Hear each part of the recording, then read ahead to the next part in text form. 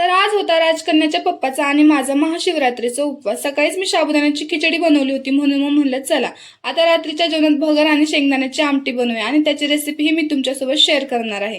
तर सुरुवातीला मी 1 वाटी भगर चांगली खरपूस भाजून घेतली, त्यानंतर शेंगदाणेही भाजून घेतले। मग कढईमध्ये तेल टाकून त्यात चिरलेले बटाट्याचे काप टाकले आणि छान 2 ते 3 मिनिटे तळून घेतले।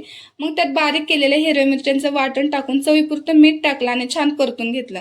मग त्यात 4 वाट्या पाणी टाकलं। पाण्याला उकळी आली की मग त्यात भाजलेल्या शेंगदाण्याचा कूट टाकला आणि त्यानंतर भगर टाकून हे सगळं छान मिक्स करून घेतलं आणि कढईवर ताट झाकून भगर मस्त शिजवून घेतली। त्यानंतर शेंगदाण्याची आमटी बनवण्यासाठी एका पातेल्यात थोडं तेल टाकलं, मग त्यात हिरव्या मिरच्याचं वाटण टाकलं आणि छान परतून घेतलं।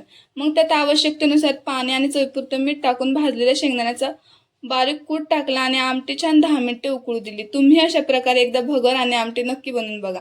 व्हिडिओ आवडला असेल तर चॅनलला नक्की सबस्क्राईब करा। भेटूया आता नेक्स्ट व्लॉगमध्ये।